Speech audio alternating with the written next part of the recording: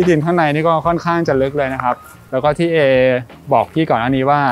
ที่ดินเนี่ยก็คือจะมีทางบ้านของเอแล้วก็บ้านของคุณพ่อด้วยใช่ครับเดี๋ยวให้เล่าถึงไซส์ก่อนแล้วกันครับว่าขนาดเป็นยังไงแล้วก็ตอนที่เรามาเจอเนี่ยมีการวิเคราะห์ไซส์ไว้ยังไงบ้างครับก็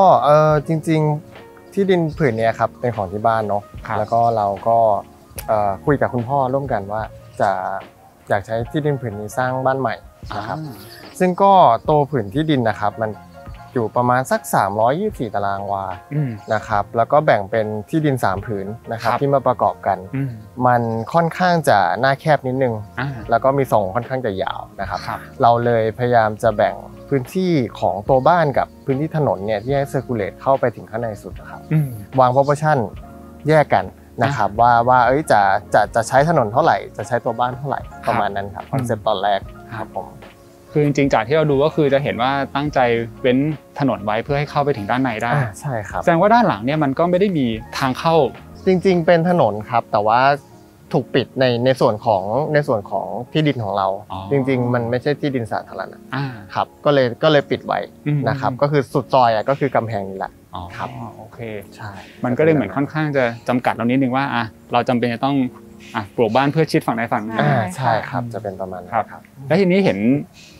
การเล่าให้ฟังว่ามีเรื่องของบริบทโดยรอบด้วยนะที่ถูกนำมาคิดใช่ครับในส่วนของรอบๆที่ดินเนี่ยเรา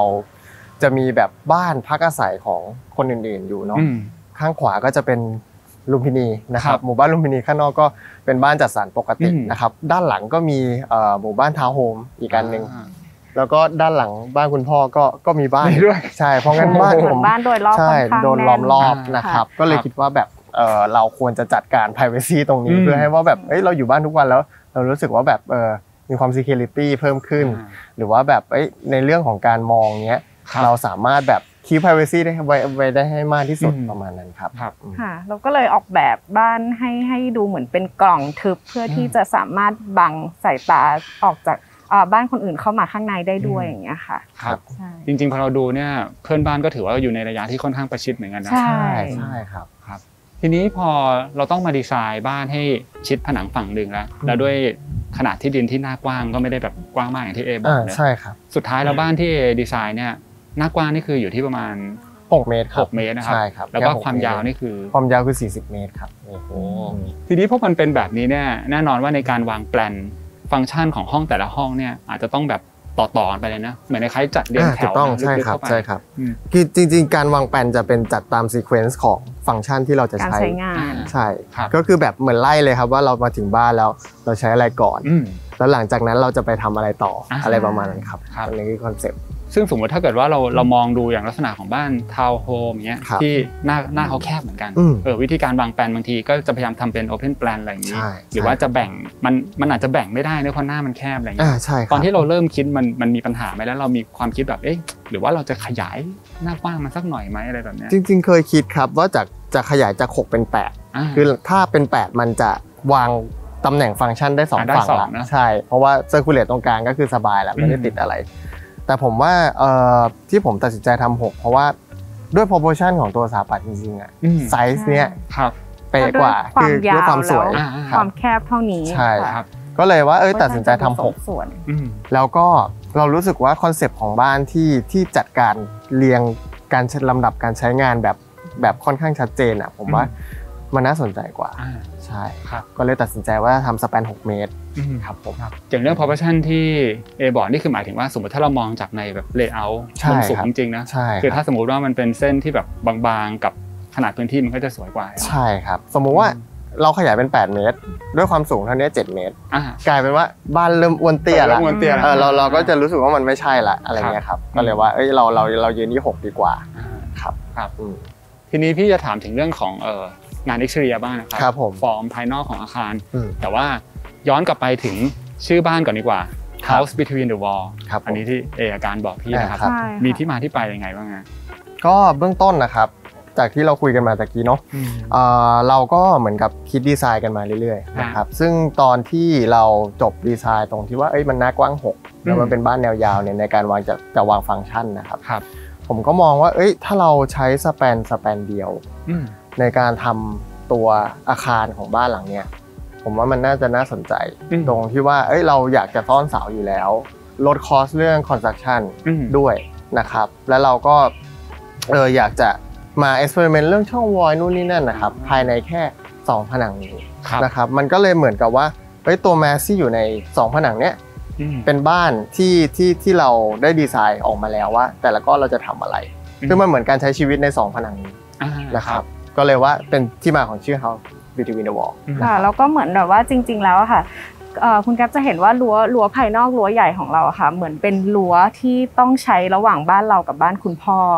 เราก็เลยเหมือนอยากมีรั้วส่วนตัวอีกทีนึงก็เลยเป็นชื่อนี้ว่า House Between the Wall เพราะว่าเหมือนกำแพงบ้านเราค่ะทำหน้าที่เป็นเหมือนรั้ว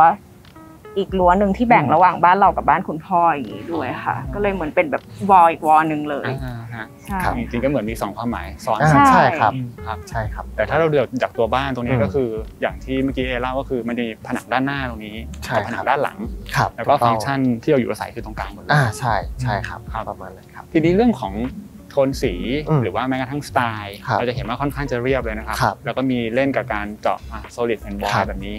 ซึ่งพี่จะเห็นช่องเปิดค่อนข้างน้อยก็เลยอยากถามทั้งเรื่องของสไตล์เลยว่าทำไมถึงมาเป็นสไตล์แบบนี้โทนสีแบบนี้ครับก็จริงๆในทางของการดีไซน์บ้านนะครับเริ่มต้นเลยยังไงก็ผมคิดว่าต้องเป็นสไตล์มินิมอลอยู่แล้วนะครับแต่ทีนี้คือเราก็แก้ปัญหาเรื่องที่บอกไปตะกี้เรื่อง privacy ของตัวบ้านด้วยก็เลยกลายเป็นว่าผนังตัวเนี้ยที่ยาวขนาดนี้ถ้าลองทำโซลิดแล้วเจาะช่องอยู่ประมาณสัก 10-15% เนี่ยมันดูน่าสนใจดีนะครับแล้วก็ส่วนหนึ่งตัวผมก็ชอบบูทอริซึมด้วยที่มีความแมสที่มีความหนักนิดนึงนะครับจะไม่ได้เป็นแบบว่ามินิมอลแบบเปิดกระจกเยอะแยะขนาดนั้นนะครับเพื่อที่ว่าเราก็กันเรื่องความร้อนกันเรื่องสายตาอะไรเงี้ยครับก็เลยออกมาเป็นแบบนี้ซึ่งก็ด้านหน้าเราก็ใช้สีขาวปกตินะครับแต่ว่าก็คือมี texture เพิ่มขึ้นมาหน่อยเพื่อที่ว่าเวลาแบบแสงลงหรือแบบเวลาเราที่จะ treatment ตัวผนังนะครับก็สามารถทำได้ดีกว่าสีปกติครับผมทีนี้อีกอันหนึ่งที่พี่ถามทิ้งไว้คือเรื่องของ ventilation ก็จะเห็นว่าผนังเนี้ยมันต้องสร้างความเป็นส่วนตัวให้เราแต่ว่าแล้วเรื่องของการถ่ายเทอากาศมันมีช่องเปิดหรือแสงเข้าไปได้ไหมครับจริงๆตัวช่องเปิดนะครับจะอยู่ที่ทิศตะวันออกและทิศตะวันตกเป็นหลักนะครับซึ่งก็คือเป็นหัวท้ายของตัวบ้านนะครับซึ่งเวลาลมเข้ามันผ่านตามสเปซอยู่แล้วใช่ไหมครับเพราะงั้นเราก็เลยตั้งใจว่าจะเปิดหัวท้ายเพื่อที่จะรับลมเข้ามาซึ่งช่องเปิดของตัวต้นไม้ทั้ง2ต้นนะครับตัวนี้ก็เป็นตัวที่ทำให้ลมมันเข้ามาแล้วก็ดันความร้อนขึ้นไปนะครับจะเป็นประมาณนั้นแล้วก็ในช่องอันนี้ครับถ้าเป็นตัวหลังบ้านที่ห้องทำงานเนี่ยก็สามารถเปิดรับลมเข้ามาได้เหมือนกันนะครับคอนเซ็ปต์จะเป็นประมาณก็คือเราจะมีส่วนที่เราเจาะเป็นคอร์ด2จุดนะครับใช่ครับเดี๋ยวเราพูดถึงตัวหน้าบ้านนี้ก่อนเลยแล้วกันเพราะว่าก็เป็นคอร์ดที่มีต้นไม้แล้วก็จะเห็นว่าเนี่ยยอดเขาโผล่ขึ้นมาด้านบนด้วยเลยอันนี้เป็นต้นอะไรฮะทำไมถึงเลือกเป็นต้นนี้ครับอันนี้เป็นต้นแคนนาครับแคนนาจริงๆเลือกพอฟอร์มล้วนๆเลยครับใช่แล้วก็ดูเรื่องที่เขาไม่ได้ร่วงเยอะค่ะใช่ครับดูแลเรื่องรากที่ไม่ทำลายบ้านค่ะที่เห็นว่าต้นเขาค่อนข้างสูงเพราะว่าเหมือนอยากใช้ประโยชน์จากเขาอะค่ะให้เวลาเราอยู่ห้องตรงไหนก็สามารถมองเห็นต้นนี้ได้ค่ะครับทีนี้ส่วนของทางเข้านิดนึงฮะเราจะเข้าไปในบ้านแล้วเนี่ยเป็น1ประตูแน่ๆถูกต้องครับแต่ว่าก็แอบเห็นว่าตรงที่จอดรถก็มี1ประตูเหมือนกันใช่ครับซึ่งโดยหลักๆแล้วเอกการก็คือใช้ทางนั้นมากกว่าจอดรถค่ะก็คือจอดรถเสร็จแล้วก็เข้าบ้านวางรองเท้าแล้วก็เริ่มการใช้งานต่างๆในบ้านค่ะส่วนประตูนี้ก็จะเป็นเหมือนประตูรับแขกค่ะอันนี้เหมือนทางเข้าทางการหน่อยเราเพื่อมาแล้วแบบว่าเข้านิดนึงครับประมาณนั้นครับโอเคครับงั้นเดี๋ยวนี้เราเข้าตามปกติได้ค่ะได้ครับโอเคครับไปครับ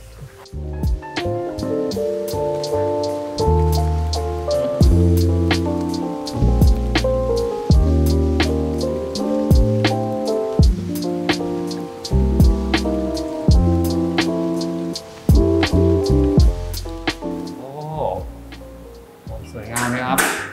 เดี๋ยวการอยู่นี้ก็ได้นะครับโอ้เข้ามานี่เจอกับเป็นแบบสเปซสูงเลยนะนี่เป็นดับเบิลวอลลุ่มเลยนะฮะความสูงจากพื้นถึงฟ้านี่เท่าไหร่ครับ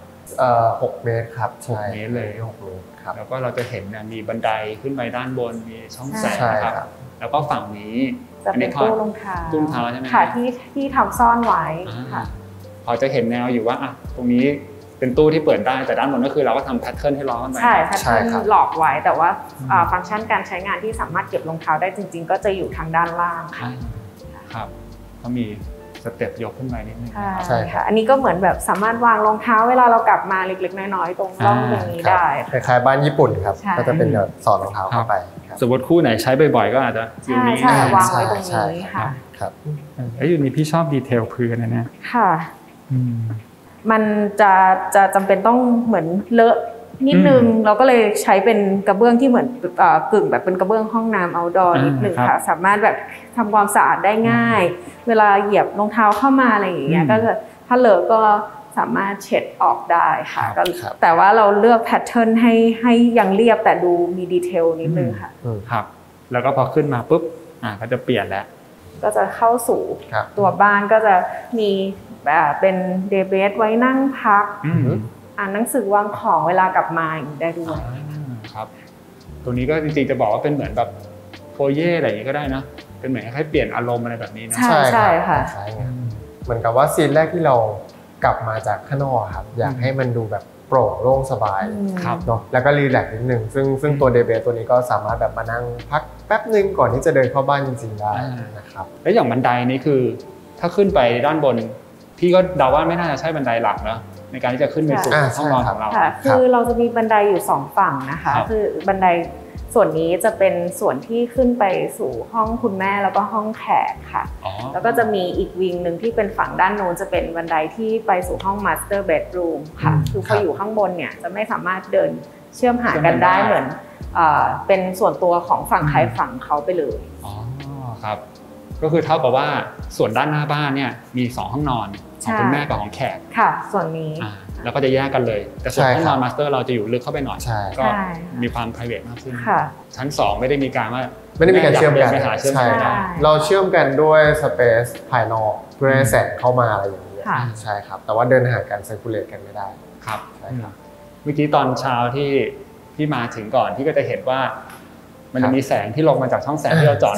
ด้านบนแล้วก็ลงมาแล้วก็มันชิ่งมาอย่างนี้เลยใช่ครับสวยมากเลยเพราะว่าฝั่งนี้จะเป็นทิศตะวันตกฝั่งนู้นเป็นทิศตะวันออกนะครับแสงตอนเช้าก็คือจะลงมาฝั่งเราก็เลยตั้งใจว่าถ้ามีสกายไลท์ตัวข้างบนเนี่ยเป็นช่องแสงอะไรเนี่ยน่าจะสวยดีครับแล้วก็พอเข้ามาภายในบ้านตอนหน้าที่พี่บอกว่าดูเหมือนกับว่ามันไม่มีการเจาะช่องเปิดเท่าไหร่แต่พอเข้ามาก็รู้สึกว่ามันก็สว่างนะเรามี1จุดแล้วก็2จุดตรงนี้นะครับแล้วก็ฝั่งนี้ที่เราทำเป็นแบบก๊าซบล็อกนี้นะครับใช่ครับโอเคครับจากตรงนี้เนี่ยเดี๋ยวเราเดินต่อเข้าไปนิดนึงนะฮะใช่ค่ะเดินมาเนี่ยเจออันนี้มีมุมของน้องแมวของน้องแมวใช่ค่ะก็ทำทาวเวอร์ให้เขาแล้วก็เป็นโซนของเล่นเขาเลยเห็นoutdoor นิดนึงให้เขาไม่รู้สึกไม่อึดอัดครับชื่ออะไรครับเนี่ยน้องแมวชื่อเลโชค่ะเลโชอยู่หน้าบ้านเลยนะครับใช่ครับแล้วก็ตรงนี้ก็คือเป็นประตูทางเข้าที่เราบอกว่าเวลาเพื่อนมาเป็นทางเข้าเป็นทางเข้าหลักจุดที่น่าสนใจตรงนี้คือมีการใช้เป็นแบบก๊าซบล็อกด้วยนะครับใช่ครับโอเคมันก็ช่วยในเรื่องของการที่เราสามารถมองทะลุได้มันไม่ได้เป็นสถานที่ทึบเกินไปแล้วก็อย่างที่บอกว่ามันได้แสงเข้ามาใช่ครับคือประเด็นคือจริงๆเราอยากเอาแสงเข้ามาเนาะแต่เราก็อยากกรองสายตาด้วยตามคอนเซ็ปต์เดิมของเรื่อง privacy เนาะซึ่งก๊าซบล็อกมันเห็น movement ก็จริงแต่ว่ามันไม่ได้เห็นชัดขนาดก็เลยผมคิดว่าเป็นตัวเลือกที่ค่อนข้างจะดีแล้วก็ความแข็งแรงของมันก็คือแข็งแรงของกระจกเนาะเรากลัวเรื่องแบบไม่โจรกันมาทุบกระจกอะไรเงี้ยปลอดภัยด้วยซึ่งมันเป็นทางหลักทางเข้าหน้าบ้านผมเลยว่าใช้ก๊าซบล็อกก็จะตอบโจทย์ค่ะแล้วด้วยเหมือนเขามาช่วยสร้างแพทเทิร์นให้ตรงนี้ไม่ดูโล่งไปด้วยค่ะตัวนี้จริงๆจะเห็นว่าก็มีใช้หลายจุดนะอย่างตรงด้านหน้าตรงส่วนที่เป็นห้องนอนใช่ไหมใช่ครับตัวนั้นจะเป็นเหมือนคล้ายๆฟาสาดเล็กๆอยู่ในห้องนอนใช่ครับก็ใช้เป็นตัวเดียวกันครับแล้วก็ตรงนี้จะมีฝั่งนี้ซึ่งอันนี้ก็น่าจะมีฟังก์ชันซ่อนอยู่แน่ๆเดี๋ยวให้การโชว์ให้ดูหน่อยครับเป็นฟังก์ชันอะไรอันนี้ก็คือมองข้างนอกก็คือเราต้องการซ่อนให้เรียบที่สุดอะค่ะแต่จริงๆเปิดมาก็จะเป็นอันนี้จะเป็นห้องซักล้างนะครับจะเป็นห้องซักล้างเล็กๆมีประตูที่สามารถเดินออกไปในส่วนที่outdoor สามารถตักผ้าอะไรอย่างนี้ได้ค่ะก็จะเชื่อมต่อกับฟังก์ชันการใช้งานด้านนี้ด้วย อันนี้คือเปิดไปก็เป็นหลังบ้านแล้วนะใช่ครับจะเห็นว่าจริงๆหน้ากว้าง6 เมตรก็คือแค่นี้เลยเนาะใช่ครับใช่ครับครับแต่ว่าก็ถือว่ามันต้องใช้การเหมือนจัดสเปซให้ดีอ่ะก็วางฟังก์ชันซ่อนไว้แบบโอ้โหนี่ดูแบบจัดการดีมากเลยครับคือจริงๆในส่วนของเรื่องสเปซที่ถูกซ่อนนะครับมันเหมือนทำให้คนคิดว่ามันใหญ่ที่บอกไหมครับอันนั้นก็คือเป็นไอเดียหนึ่งว่าแบบเฮ้ยเราจะทำให้บ้านที่ไซส์ขนาดนี้ดูใหญ่ได้ยังไงเราไม่ได้อยากให้บ้านมันดูเล็กเกินไปครับแล้วก็ไม่ได้อยากให้มันดูใหญ่โตแบบมโหฬารใช่ไหมครับเราก็เลยแบบถ้า400ตารางเมตรเป็นไซส์ที่แบบเหมือน middle small ครับเป็นแบบกลางๆจนไปถึงเล็กเนี่ยทำยังไงให้มันดูน่าสนใจขึ้นมาได้ก็เลยว่าเป็นการซ่อนสเปซต่างๆหรือว่าการที่เราปิดการมองเห็นบางส่วนก่อนที่จะไปถึงส่วนนั้นนะครับมันทำให้เราคิดว่ามันใหญ่ครับแล้วก็เราไม่อยากเหมือนกั้นเป็นห้องแล้วมีเป็นประตูอย่างนี้ด้วยค่ะแล้วก็อย่างตรงเนี้ยประโยชน์การใช้งานก็คือสมมุติว่าถ้าเปิดออกมาเป็นบล็อกใหญ่อย่างนี้เลยเวลาเราการที่รีดผ้าอะไรก็จะสามารถใช้สเปซเพิ่มเติมจากด้านนอกได้โดยที่ไม่ต้องกินพื้นที่ห้องเพิ่มไปอีกครับเพราะถ้าไม่อย่างนั้นคือเรารีดตรงนี้มันลำบากแน่นอนใช่ค่ะอันนี้สุดท้ายมันก็จะมาหยิบยืมพื้นที่ตรงนี้นะเพราะว่าพื้นที่ตรงนี้ถ้าตอนเราอยู่บ้านจริงๆถ้าสมมุติมีแม่บ้านมาเขาก็จะสามารถใช้ได้โดยที่ไม่ต้องมาเปลืองว่าเราไม่ต้องทำห้องตรงนี้พื้นที่ใหญ่เข้าไปอีกอะไรอย่างเงี้ยค่ะครับอย่างห้องนี้อีกอย่างนี้ที่น่าสนใจคือแค่เลือกสียาแนวให้มันนะให้มันแตกต่างจากทั่วไปนะมันก็ดูมีแบบดีเทลที่น่าสนใจโอเคครับจะมีอีก1ห้องที่ซ่อนอยู่อันนี้เดี๋ยวให้โชว์ให้ดูหน่อยนะครับเป็นห้องอะไรอันนี้ก็จะเป็นห้องน้ำค่ะซึ่งมันเป็นห้องน้ำสำหรับโซนด้านล่างแล้วก็ห้องน้ำรับแขกอันนี้เป็นคล้ายๆ powder room ครับแบบเบาๆครับก็คือเป็นการทำกิจก่อนออกจากบ้านหรือว่าหลังจากกลับเข้ามาบ้านอะไรประมาณนั้นครับอันนี้ฟังก์ชันล้วนๆครับเน้นใช้งานสะดวกเราก็เลยเอาวางไว้ตำแหน่งที่เราจะออกจากบ้านของทั้ง2ฝั่งครับแต่อันนี้จะเป็นตัวกระเบื้องพอเซนเลยครับใช่เป็นแพทเทิร์นหินขัดเฉยๆเพราะว่าเราอยากให้ตรงนี้มันทำความสะอาดง่ายครับอ่างล้างหน้าก็อ่างเล็กๆน่ารักเลยใช่เนื่องจากพื้นที่น้อยเราเลยใช้ดีเทลด้วยกระเบื้องแบบเดียวกันเลยเวลาเปิดออกมามันจะได้ดูเป็นแบบบล็อกลึกเข้าไปครับโอเคฮะเราก็จะเห็นในไอเดียที่เมื่อกี้อาการบอกว่าบางทีการที่เราปิดซ่อนพื้นที่นิดนึงอ่ะมันเกิดความรู้สึกบางอย่างที่เราคิดว่ามันดูใหญ่ขึ้นใช่ครับซึ่งด้านหลังตรงนี้เองก็เช่นเดียวกันนะใช่ครับเรากำลังจะเปลี่ยนเข้าไปสู่อีก1ฟังก์ชันแล้วก็ตรงนี้ก็คือเราทำเป็นเหมือนประตูที่มันพลิกบานสวิงอย่างนี้โอ้เราเรียกบานไพวอตครับ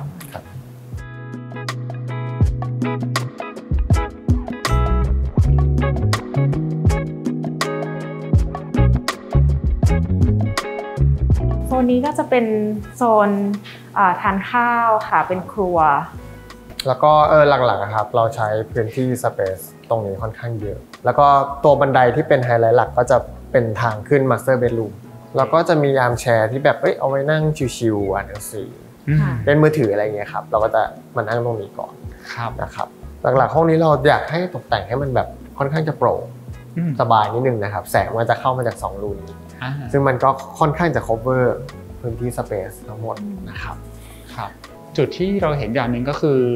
การเปลี่ยนวัสดุเนอะจากโซนแรกที่มันจะขาวๆคลีนๆหมดเลยแต่ประตูบานนี้เริ่มเห็นตั้งแต่การเปลี่ยนแปลงเป็นประตูไม้พอเข้ามาถึงมุมนี้ก็จะมีการตกแต่งชุดครัวอะไรแบบนี้ด้วยครับเหมือนเราจะมีเก้าอี้ในยุคที่เป็นยุค mid century อะค่ะเราก็เลยอยากใช้ material อย่างเช่นบานประตูโทนสีหรือว่าตรงครัวอย่างเงี้ยค่ะให้ดีไซน์ตอบรับในยุคนั้นนิดนึงค่ะเหมือนจะได้ดูไม่ได้เป็นมินิมอลที่เรียบจนเกินไปด้วยค่ะจริงๆก็อย่างเฟอร์นิเจอร์ที่บอกเองนะโคมไฟก็ตามแต่ดูมีความน่าสนใจเลือกเป็นแบบมิดเซนจูรี่เลยใช่ค่ะเดี๋ยวเราเดินมาดูส่วนของครัวตรงนี้หน่อยนะครับให้เล่านิดนึงเรื่องของการดีไซน์แล้วก็การเลือกใช้วัสดุต่างๆครับคือเบื้องต้นนะครับตัวครัวเนี่ยเราแบ่งออกเป็น2โซนเนาะครับเนื่องจากว่าต้องเราย้อนกลับไปก่อนตอนสมัยอยู่คอนโดครับพื้นที่ของครัวมันค่อนข้างเล็กมากตัวอ่างนะครับก็เราทำยาวมากเพื่อที่จะแบบวางหรือว่าล้างจานได้สะดวกมากขึ้นนะครับแล้วก็เนื่องจากว่าเราต้องการให้ตัวนี้มันเหมือนกับ มีความโดดเด่นขึ้นมาจากตัวครัวที่เป็นไม้นะครับก็เลยใช้วัสดุที่แบบค่อนข้างจะคอนทราสต์กับตัวไม้ซึ่งก็คือสแตนเลสนะครับแล้วก็เรื่องดีไซน์ที่มีขาเป็นกลมๆก็คือสามารถตอบรับกับดีไซน์ส่วนอื่นอย่างเสาแล้วก็บันไดวนได้ด้วยค่ะซึ่งข้างใต้มันจะเป็นที่เก็บของกับซ่อนท่อระบบน้ำนะครับถ้าเราเปิดฝาเห็นอยู่ว่าเปิดฝาได้ด้วยใช่ครับเปิดฝาได้ครับเวลาเข้ามาจากทางตรงๆนะครับที่เห็นไอแลนด์แล้วก็จะไม่รู้สึกว่ามันทึบหรือตันเกินไปครับตอนแรกก็ยังสงสัยอยู่ว่าถ้าเป็นบ้านทั่วๆไปเลยอะที่เขามาจะวางคือจะเป็นไอแลนด์ทึบเนอะแล้วก็วางสตูสำหรับนั่งกินนั่งอะไรได้เงี้ยหรือเตรียมอาหารแต่เนี้ยเราดันเอาฟังก์ชันล้างจานซึ่งปกติมันจะอยู่แถวนี้นะมาสวิตช์มาฝั่งนี้แทนฝั่งตรงข้ามเองก็จะมีการเล่นแพทเทิร์นเป็นแบบเหมือนตารางเป็นแบบใช่ครับพยายามจะคิดว่าเราอยากให้ตัวครัวมันเป็นเหมือนกับแบบหัวใจอีกอันหนึ่งของบ้านนะครับก็เลยแบบดีไซน์ตัวแพทเทิร์นขึ้นมาว่าแบบแพทเทิร์นแบบไหนที่น่าจะตอบโจทย์ความเป็นเราด้วย2คนนะครับแล้วก็แบบดูการใช้งานราคาหรือว่าการก่อสร้างครับไม่ได้วุ่นวายมากนะครับก็เลยลองดีไซน์มาซึ่งเราก็ชอบตัวนี้นะครับที่เป็นลายหมากรุกนะครับซึ่งตัวนี้จริงๆแล้วก็คือเราใช้ไม้เอชมาพ่นสีแล้วก็ต่อกันเป็นชิ้นๆเลยครับอันนี้จะเห็นว่ามันแยกกันเป็นชิ้นๆเลยนะครับคือไม่ได้เป็นการพ่นสีแพทเทิร์นนะครับอันนี้จะเป็นการใช้ชิ้นมาต่อกันนะครับซึ่งขอบอะไรมันก็จะดูเนียบมันจะไม่มีร่องงาแนวอะไรแบบนี้ใช่แล้วก็เราก็เคลือบด้วย PU ครับเพื่อให้มันเหมือนเราใช้ฟังก์ชันท็อปครัวเนาะก็ทนน้ำทนไฟหน่อยครับจริงๆพอมันเป็นชิ้นแต่ละชิ้นนี่เหมือนมันคล้ายๆกับ represent ความเป็นพิกเซลอะไรอย่างเงี้ยนะใช่ครับเราอาจจะแบบจับแพทเทิร์นลายอะไรจริงๆปรับเป็นแพทเทิร์นอื่นก็ได้ครับแต่ผมว่าด้วยความนิ่งของตัวลายหมากรุกอ่ะมันน่าจะตรงคอนเซ็ปต์ของบ้านเราดีครับใช่ครับแล้วก็นี้มือจับก็ดูเก๋มากเลยนะอันนี้เป็นพวกหินพวกคริสตัลใช่ครับอันนี้เป็นหินครับเราเติมดีเทลของแต่ละจุดให้มันมีกิมมิคมีจุดเด่นออกมาอย่างเงี้ยค่ะเราก็เลยเลือกเป็นมือจับที่เป็นหินโอเคครับเดี๋ยวจากตรงนี้เราลองเดินลึกเข้าไปได้ครับได้ค่ะตรงนี้ก็จะส่วนที่เมื่อกี้การบอกว่ามีอาร์มแชร์วางไว้อยู่แล้วก็หลักๆก็คือฟอร์มของบันไดตรงนี้นะที่มันมีความเป็นเหมือนสครับเจอร์หรือเป็นงานประติมากรรมขึ้นมานะครับใช่ค่ะแต่สิ่งที่พี่ชอบก็คืออย่างหนึ่งคือเรื่องแสงสว่างย้ำอีกทีนึงคือก็บอกว่ามันมีแค่จากตรงขอดด้านหน้าบ้านนะแล้วก็จากด้านบนตรงนี้ใช่ครับก็บ้านก็ดูแบบว่าไม่ได้มืดเลยนะใช่ครับไม่มืดครับทีนี้จุดนี้ทำไมเราถึงเลือกเป็นเฟอร์นิเจอร์ชิ้นนี้ครับอันนี้เล่าถึงชิ้นนี้ให้ฟังหน่อยคือตัวนี้ก็จะเป็นชื่อว่า Up5 นะคะเป็นเฟอร์นิเจอร์ไอคอนิกเหมือนกันคือเราเรียนทางด้านนี้มาเราก็อยากสะสมเฟอร์นิเจอร์ที่เป็นไอคอนิกมีดีไซเนอร์ที่เราชื่นชอบนะคะแล้วก็เราเห็นว่าดีไซน์ตัวนี้ค่ะมันมีความโค้งมนตอบรับกับตรงบันไดได้ใช้แมททีเรียลที่ดูเป็นในยุคมิดเซนจูรี่ด้วยค่ะก็เลยเลือกเป็นตัวนี้มาแล้วก็นั่งสบายด้วยดีไซน์แบบน่ารักด้วยแล้วเราการจัดไลติ้งอะค่ะเดี๋ยวให้คุณเอเล่าเรื่องการจัดไลติ้งก็อย่างที่เห็นนะครับไลติ้งเราก็คือวางตามเชฟฟังก์ชันเนาะว่าเราควรจะสปอตตรงไหนแล้วก็จะโชว์อ็อบเจกต์เหล่านั้นตรงไหนนะครับเราจะไม่ได้วางเป็นออนกริดนะครับซึ่งก็จะสลับกันไปมาจะไม่ได้แบบ4คือเราจะวางลงมาที่อ็อบเจกต์ที่เราคิดไว้ตั้งแต่แรกว่าเราจะใช้เป็นตัวนี้แล้วก็วางไฟยิงลงมาที่อ็อบเจกต์เหมือนเป็นฟิลแกลเลอรี่นิดนึงด้วยใช่ครับคอนเซ็ปต์จะเป็นเหมือนไลติ้งแกลเลอรี่ครับใช่คือเท่าที่เห็นก็คือมีจำนวนไม่เยอะนะฮะแล้วก็มีแทร็กไลท์อยู่จุดหนึ่งแล้วก็จะมีที่เป็นแบบวางติดกัน3ดวงเลยตรงนั้นก็เป็นส่วนครัวที่เราอาจจะใช้มีฟังก์ชันอะไรต้องใช้เยอะหน่อยครับใช่คือเรื่องไลติ้งอะครับเราก็อยากจะแบบให้บรรยากาศบูธกลางคืนมันดูรีแลกซ์เนาะเราไม่ต้องการบ้านแบบสว่างทั้งสเปซเราต้องการเหมือนกับพอยต์ว่าเราอยากจะเห็นอะไรต้องการเพอร์เซพชันแบบไหนมากกว่าครับแล้วก็จะมีแนวด้านข้างนี้ที่เราซ่อนไฟไว้นะครับใช่ครับเป็นอินเดเรกไลท์ก็คือส่องใช่ครับจริงๆตรงนี้ตอนเปิดกลางคืนนั่นเดียวก็จะแบบคล้ายๆเหมือนกับแกลเลอรี่ที่กำลังปิดอยู่ใช่ครับก็จะเป็นแบบฟีลลิ่งประมาณครับอย่างด้านนี้นี่ก็เป็นแบ็กดรอปที่เห็นมีแฮชแท็กก็น่าจะเกี่ยวกับงานแต่งงานอะไรอย่างนี้ใช่ไหมใช่ค่ะเป็นแบ็กดรอปตอนงานแต่งงานซึ่งเป็นภาพวาดที่เราวาดกันเองด้วยค่ะเพื่อจะไปใช้ในแบ็กดรอปงานแต่งเราก็เลยคิดว่าคือเราก็ตั้งใจไว้ตั้งแต่ตอนนั้นว่าถ้าเรามีบ้านเราจะเอาชิ้นนี้มาเหมือนมาเป็นงานอาร์ตในบ้านด้วยค่ะ โอเคครับเดี๋ยวจากตรงนี้เรายังไม่พูดถึงบันไดนะเราจะเข้าไปดูด้านหลังนี้ต่อครับเดี๋ยวไปดูกันว่าเป็นพื้นที่อะไรนะครับ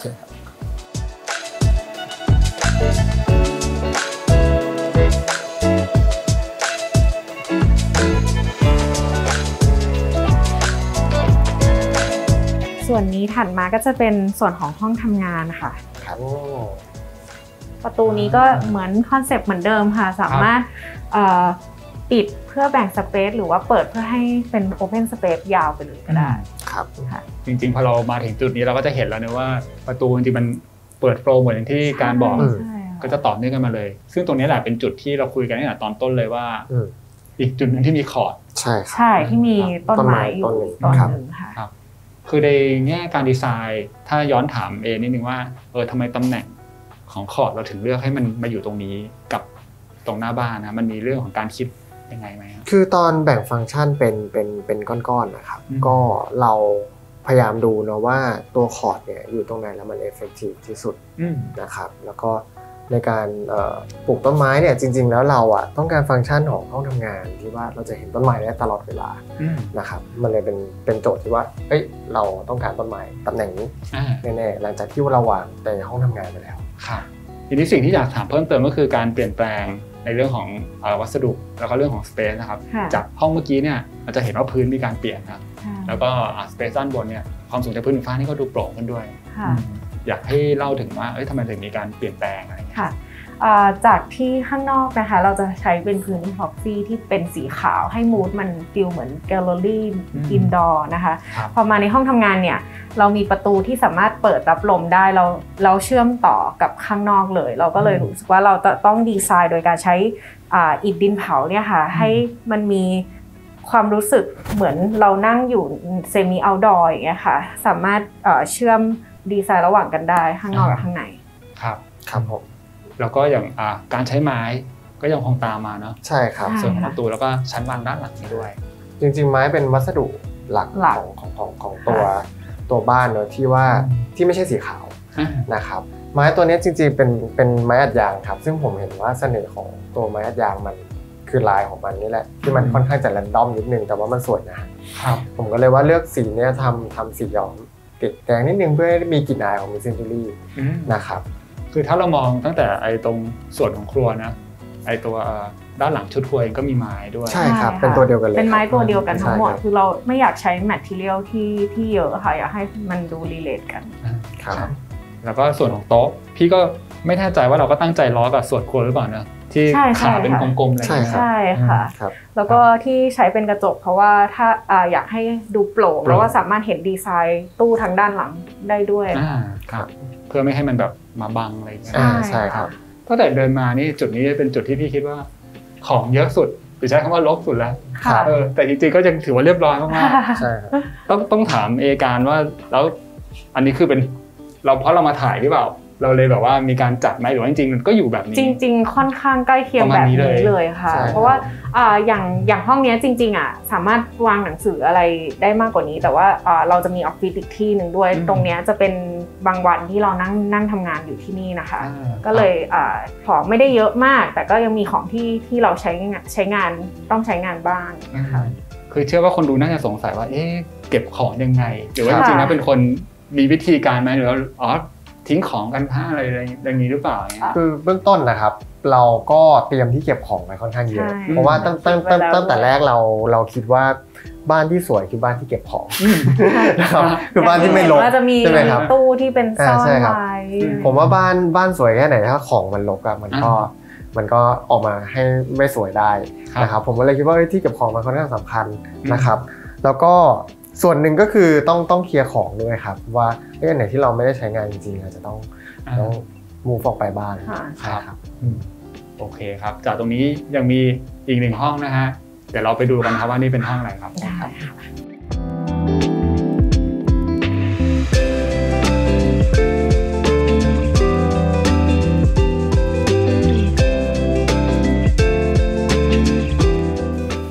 ค่ะส่วนนี้ก็จะเป็นส่วนของห้อง living room นะคะ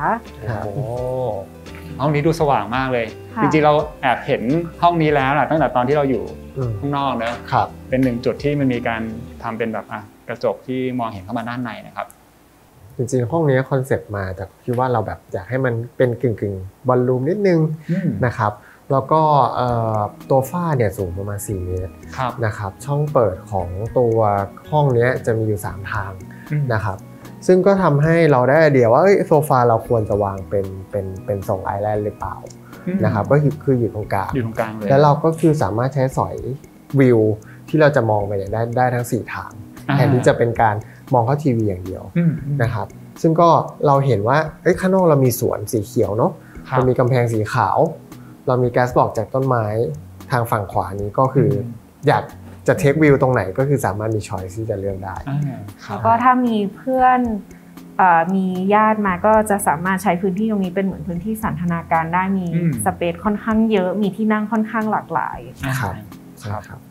จริงๆรู้สึกว่าก็น่าสนใจนะกับวิธีการจัดวางเฟอร์นิเจอร์เพราะว่าส่วนหนึ่งมันก็เหมือน define space ของมันเองเนาะคล้ายๆกับว่ามันก็แยกส่วนของมันด้วยแล้วก็พอเพื่อนมาเราอาจจะเห็นภาพชัดเจนหน่อยว่าแยกเป็นมุมๆไปเลยใช่ครับแต่ก็รู้สึกว่าเป็นวิธีการคิดที่แปลกดีเพราะว่าถ้าไม่อย่างนั้น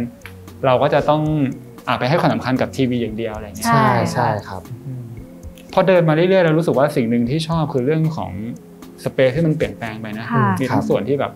ฝ้าสูงฝ้าต่ำลดระดับลงมาเปลี่ยนอารมณ์ไปเรื่อยๆใช่ไหมครับรู้สึกว่าน่าสนใจมากแล้วก็มันทำให้เรารู้สึกสนุกแล้วก็รู้สึกว่ามันไม่น่าเบื่อบ้านใช่ครับอย่างตอนแรกที่ย้อนกลับไปบอกว่าหน้ากว้างบ้าน6 เมตรแต่พี่รู้สึกว่าบางห้องเราก็รู้สึกว่าแคบบ้างกว้างบ้างมันดูไม่รู้จะใช้คำว่าไงดีแต่รู้สึกว่ามันมีความแตกต่างเหมือนห้องนี้ก็ดูแบบหน้ากว้างเกินกว่านั้นอีกรู้สึกว่าใช่หรออะไรเงี้ยเมื่อเทียบกับห้องทำงานเพราะห้องทำงานเมื่อกี้มันก็โดนส่วนขอดกินเข้าไปด้วยนะเพราะด้วยความห้องนี้มันคล้ายๆกึ่งสี่เหลี่ยมจัตุรัสมันก็เลยหลอกตาทำให้ดูเหมือนแบบดูอ้วนกว้างถ้าอย่างห้องทำงานดูแคบเพราะเรามีการเจาะส่วนในส่วนของ outdoor ไปอะไรเงี้ยคือคอนเทกต์แต่ละส่วนเนี่ยไม่เหมือนกันเลยฟิลลิ่งก็เลยแตกต่างไปด้วยครับจริงๆแล้วการมาได้เห็นบ้านหลังนี้พี่ว่าส่วนหนึ่งคือคนน่าจะแบบได้เรียนรู้เรื่องของ space ไปด้วยนะเวลามันมี object มีอะไรมีแมสของอะไรวางอยู่ก็จะเกิดการเปลี่ยนแปลงที่ชัดเจนมากใช่ครับพอดีเมื่อกี้คุยกับอาการหลังไมค์นิดนึงเรื่องของโคมแล้วก็อยากจะให้เล่าให้ฟังว่าทำไมถึงเลือกเป็นโคมตัวนี้มานะครับครับจริงๆโคมตัวนี้เป็นของ Frost นะครับชื่อ Zeppelin ซิลิโคคูลนะครับก็ตัวนี้จริงๆที่ผมเลือกมาก็คือตัวฟอร์มมันค่อนข้างจะสวยคือเรายังได้ภาษาของแชนเดเลียอยู่แต่ว่าเราต้องการความมินิมอลกว่าแชนเดเลียปกติใช่ไหมครับเราก็เลยมาเจอตัวนี้ครับที่ว่าเขาใช้เป็นเหมือนใยพ่นครอบตัวฟอร์มของแชนเดเลียทีนึงซึ่งมันเหมือนเป็นการซ่อนฟอร์มไว้ข้างในครับไม่ได้แบบตะโกนออกมาจริงๆแต่ว่าพอเห็นภาพสุดท้ายที่มันถูกซ่อนไว้แล้วมันน่าสนใจมากครับเมื่อกี้ที่บอกเป็นใยคือวิธีการทำคือเขาพ่นทีละชั้นนี่คือเขาจะเป็นโครงเหล็กมาก่อนเป็นฟอร์มแชนเดเลียที่อยู่ด้านในนะครับแล้วเขาก็จะพ่นใยด้วยการที่จะหมุนฟอร์มตัวนี้ไปเรื่อยๆเหมือนที่ดักแด้กำลังทำไข่อยู่นะครับพ่นไปจนเสร็จปุ๊บเขาก็เหมือนค่อยๆเกี่ยวตัวใหญ่ในกับแชนเดเลียไปเรื่อยๆนะครับจนมันครบเป็นรูปแบบนี้ครับจริงๆด้วยวิธีการแบบนี้มันสามารถทำฟอร์มอื่นก็ได้เนอะใช่แต่ละคอลเลคชันเขาก็มีใช่ไหมใช่ครับในคอลเลคชันเขาแต่ดีไซน์ตัวนี้ค่อนข้างเข้ากับห้องลิฟวิ่งของเราใช่ครับก็เดี๋ยวจากตรงนี้เนี่ยจะขึ้นไปดูชั้น 2กันต่อได้โอเคครับเดี๋ยวให้การพาไปครับโอเค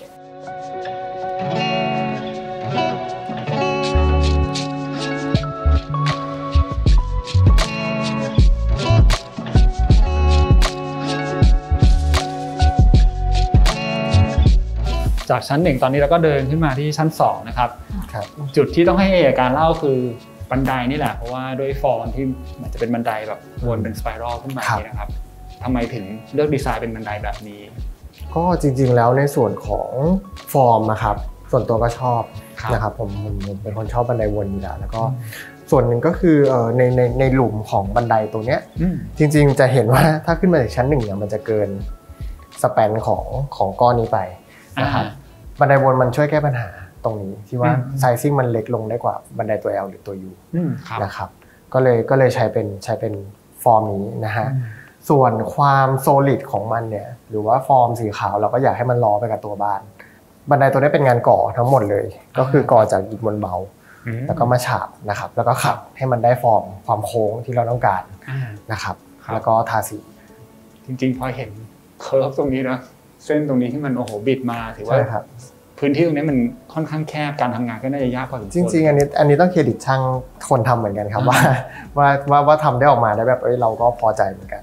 ในส่วนของความยากที่แบบเรารู้สึกว่ามันอาจจะมีนิดๆหน่อยๆซึ่งเราก็รู้สึกว่าacceptable เนาะก็รับได้ในความแอดวานซ์ของมันประมาณนี้ครับก็เลยแบบดูภาพรวมแล้วก็โอเคนะครับแล้วก็มุมนี้ก็จะมีช่องแสงตรงนี้ใช่ไหมครับใช่ครับตรงนี้จะเป็นกระจกที่เชื่อมไปกับหลังบ้านนะครับคือตอนแรกตอนที่เราออกแบบกันนะคะตรงส่วนด้านหลังจะเป็นบึงเหมือนเราก็คิดว่าจะเทควิวแต่พอตอนหลังเนี่ยมีหมู่บ้านเขามาสร้างเราเลยก็เลยเหมือนใช้ผ้าม่านปิดไว้ค่ะจะได้เป็นส่วนตัวครับแล้วก็ด้านบนอันนี้คือเหมือนจะเป็นสกายไลท์แต่ว่าจริงๆเป็นเหมือนกับใช่ครับตัวนี้เรียกว่าเหมือนกับ artificial ใช่ skylight นะครับก็ใช้เป็นกรอบไฟเหมือนกันเป็น light box นะครับด้านหน้าจะติด state film นะครับซึ่งก็ตัว state film เนี่ยมันทำให้ไม่มีรอยต่อของ surface เนาะผมว่าแล้วก็มีส่วนช่วยในการกระจายแสงจาก light source ข้างในนะครับซึ่งผมก็มองว่าใช้ตัวเนี้ยให้มันแบบ reflect form ของบันไดขึ้นไปเป็นก้อนเดียวกันน่าจะสวยงามครับจากตรงนี้เดี๋ยวขึ้นไปดูมาสเตอร์เบดรูมกันครับได้ค่ะ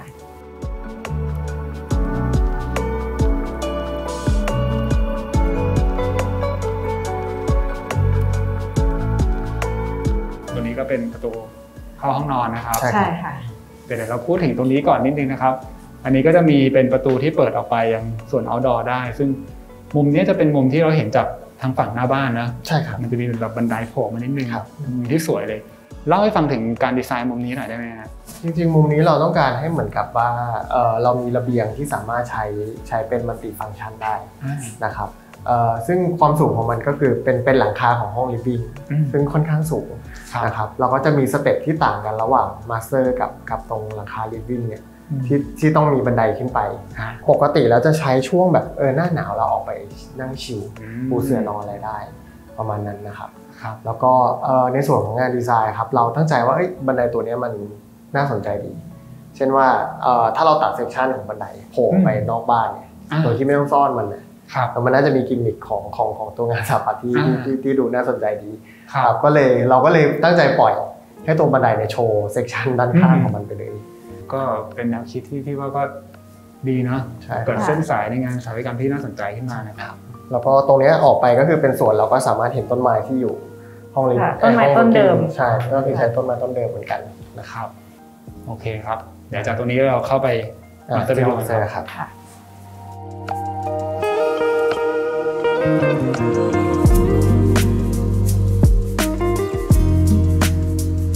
ตอนนี้ก็อยู่ในห้องนอนหลับมาสเตอร์เบดรูมแล้วนะครับเข้ามานี้ก็จะเห็นว่าเราได้วิวจากต้นไม้ซึ่งนี้คือต้นแคนา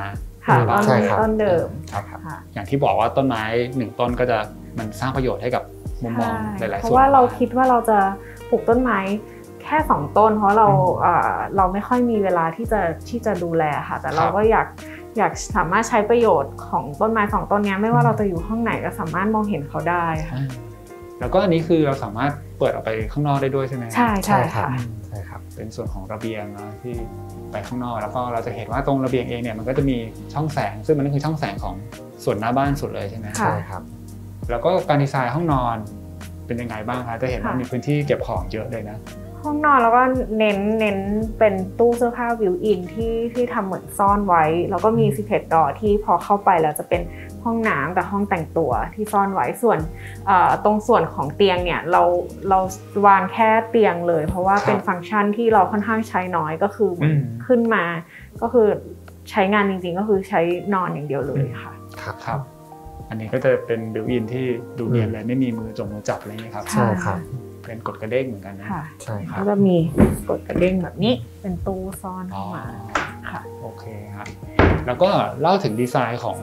ส่วนแต่งตัวของห้องน้ำด้านในให้ฟังหน่อยได้ไหมครับว่าเป็นยังไงครับได้ค่ะ อันนี้อย่างที่บอกนะคะเป็นเหมือน secret door เนาะเราเปิดเข้าไปก็จะเป็นแบบนี้เป็น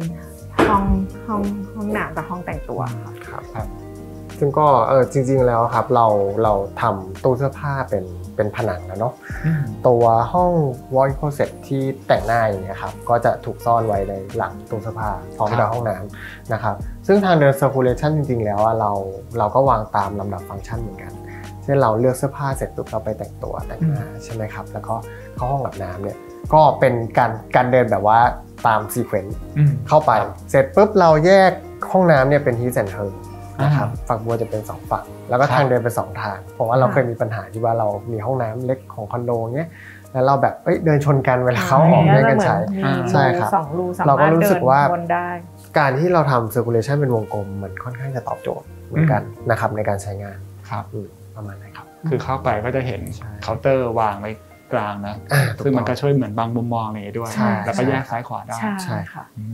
ครับในส่วนของห้องน้ำเองมีอ่างอาบน้ำด้วยแล้วก็จะมีช่องแสงกระจกช่องแสงตรงนั้นก็สามารถมองเห็นต้นไม้นี้ได้เวลาเราอยู่ในอ่างค่ะก็จะเห็นความเคลื่อนไหวของต้นไม้ต้นนี้ได้อีกค่ะคือเหมือนใช้คุ้มซึ่งตัวหน้าต่างเป็นบานกระทุงครับเวลาฝนตกเนี่ยก็สามารถเปิดออกไปได้เราก็รับลมเย็นๆเข้ามาแต่ฝนก็จะไม่เข้าเพราะว่าบานเขาจะเฉียงใช่ครับ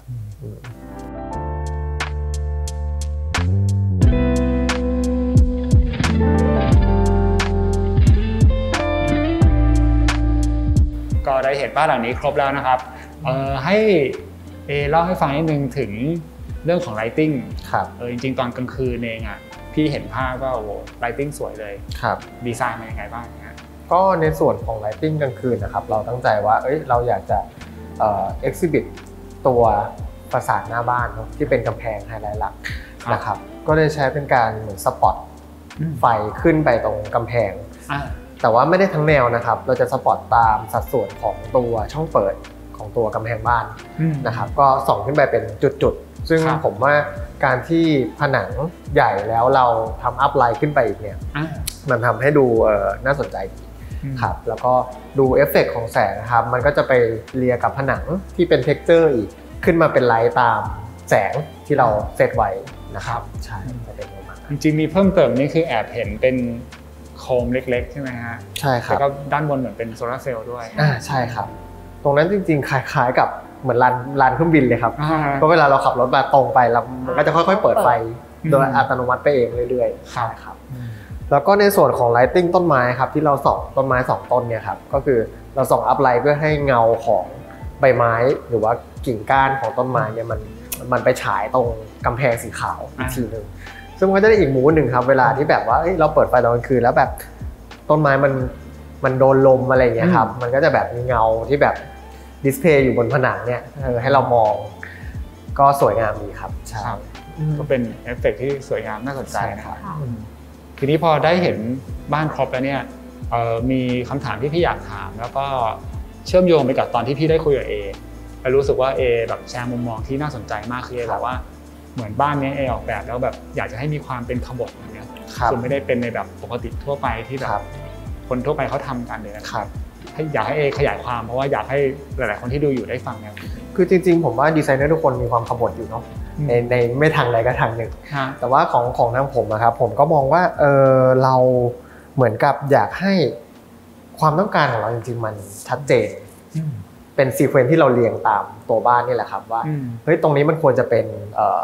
ห้องน้ำถึงแม้ว่าจะอยู่หน้าบ้านก็ตามอาจจะผิดเรื่องแบบสายมูนิดนึงแต่ว่าจริงๆแล้วผมรู้สึกว่าการที่เราใช้งานง่ายและสะดวกครับมันยกระดับคุณภาพชีวิตของเราได้นะครับ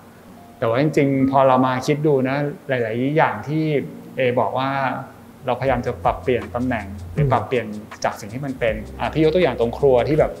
เราก็เอาอ่างล้างจานขนาดใหญ่เลยไว้ตรงไอแลนด์อย่างเงี้ยมันก็มาจากการที่เราเรียนรู้มาแล้วว่าตอนอยู่คอนโดเราเจอปัญหาเจอรูปแบบไหนอะไรอย่างเงี้ยหรือจุดที่พี่ชอบมากก็ไอ้ตรงในห้องลิฟวิ่งที่เอาโซฟาก็บิดไปอีกแบบนึงอะไรเงี้ยแต่ทุกอย่างเรารู้สึกว่ามันเป็นความขบถในแบบที่มันตามการใช้งานกันเนาะผมว่ามันเป็นความตรงไปตรงมาของความต้องการของเรามากกว่าครับโดยที่ไม่ได้มีอะไรมาซ้อนเลเยอร์ที่เราต้องการจริงๆนะครับใช่แต่แค่ว่าอยู่ที่ว่าเราจะวางองค์ประกอบท ที่เหล่านั้นตรงไปตรงมาเนี่ยให้มันลงตัวได้ยังไงครับอันนั้นน่าเป็นโจทย์ในการออกแบบครับซึ่งบางทีเราเองก็ไม่กล้าที่จะทำในสิ่งที่มันตรงไปตรงมานะเราจะรู้สึกว่า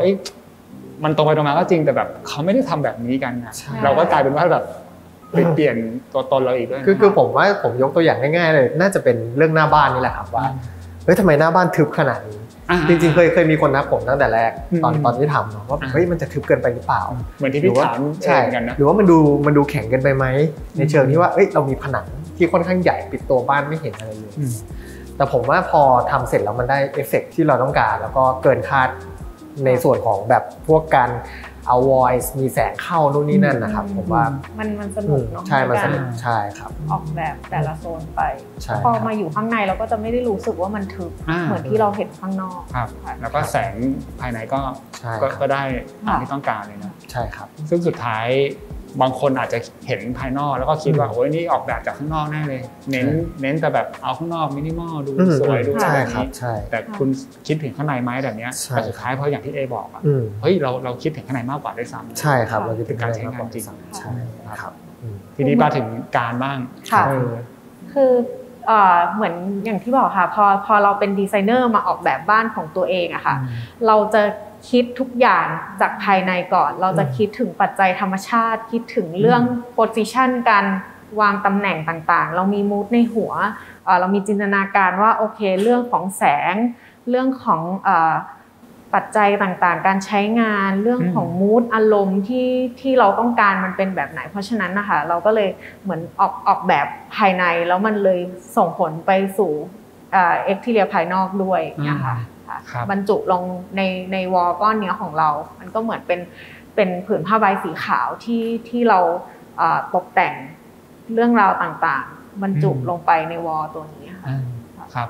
พอฟังเรื่องของอารมณ์เรื่องของมูดเรื่องของอะไรแบบนี้เราเมื่อกี้ที่เราคุยกันว่าแบบเหมือนพี่ก็ไปถามว่าแบบ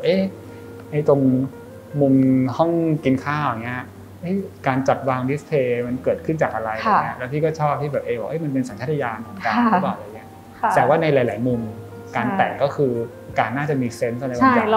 เรามีมูดในหัวด้วยความที่เราเป็นดีไซเนอร์เราก็จะอย่างที่บอกเราจะมีมูดในหัวมีภาพเราอยากจะใช้ปัจจัยของธรรมชาติเรื่องแสงเรื่องอารมณ์เรื่องโทนสีเรื่องการแมทชิ่งทุกอย่างค่ะมาออกแบบให้ในบ้านหลังเนี่ยมันสื่อถึงความเป็นตัวตนของเรามากที่สุดค่ะครับสุดท้ายแล้วถ้าเกิด